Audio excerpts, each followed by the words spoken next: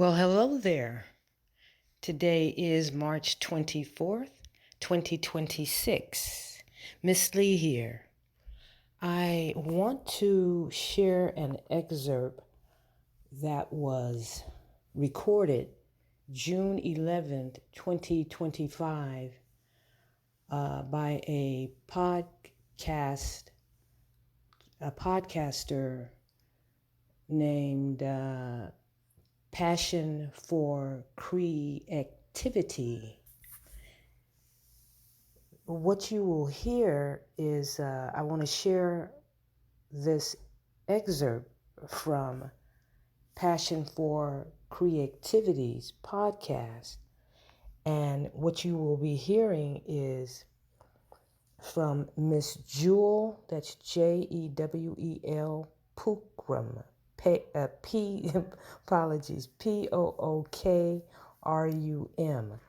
I want you all to listen to this, that is, if anyone's listening, because I did a episode, one of my Soulful Conversation episode 8, in fact, mentioned a few things that Miss Pookrum reveals in her interview.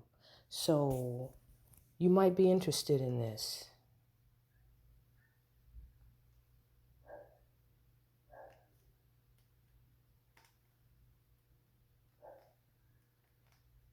So, thoughts are frequencies of light. They have always existed. And the mind, it is an energy field that totally encompasses the entire body. Its orientation and memory allows one to perceive and realize certain thoughts. And you inherit part of your mind body.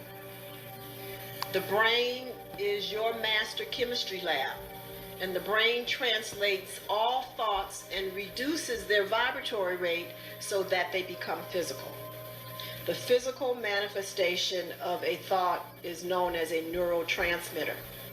It's a chemical that is then released into the bloodstream and through every nerve in your body so that every cell knows what you are thinking. Now, your body will then give you the response to that thought by the sensations that you have. So when you are thinking thoughts that are toxic to the cells, that chemistry then causes the cells to react in such a way that provokes and gives you the feedback sensation of pain and discomfort. So again, as it's already been stated earlier, instead of us asking ourselves and doing an evaluation of how we're thinking, we immediately go to the drugstore and get Excedrin and aspirin and everything else to then numb the nerves so that they cannot respond to the chemistry that is in your bloodstream. Now, none of that erases the chemistry, obviously, because the chemistry is continuously being made from your thoughts, your states of consciousness. Now, if you're following what I'm saying to you, then every disease that is chronic, high blood pressure, diabetes, heart disease, coronary arteries disease, Alzheimer's, is due to a chronic state of consciousness. So, irregardless of what is being done for you on a physical level, until someone helps you to realign your thoughts so that the chemistry shifts in the bloodstream, because your cells will respond and let you know if you've made the shift, because guess what happens? You will have spontaneous healing. The pain will immediately go away. The tissues will correct themselves, etc.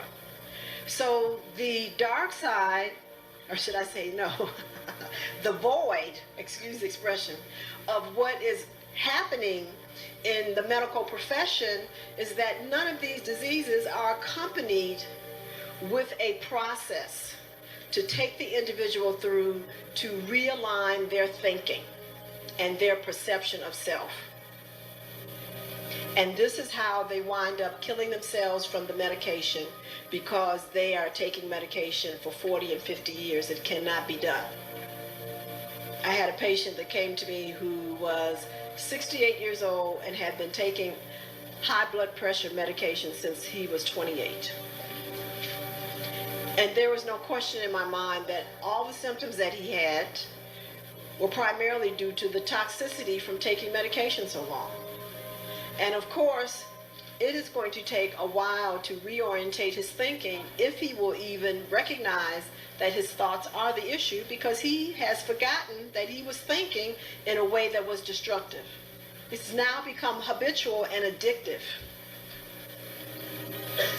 So, since we know now that our body can never be fooled, because every thought that we are conscious of, the chemistry is already in our bloodstream. This is one of my old transparencies. Your genes can be turned on and off.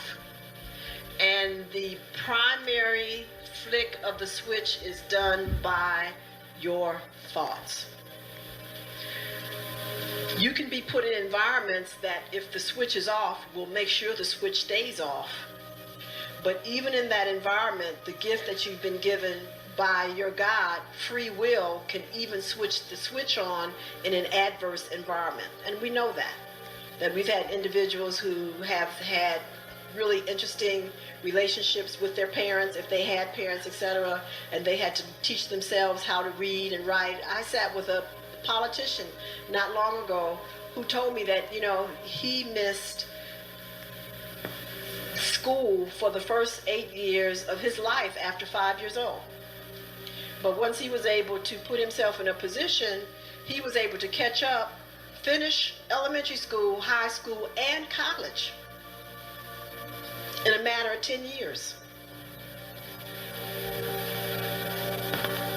So therefore, you can activate your genes in any environment with the use of free will and determination.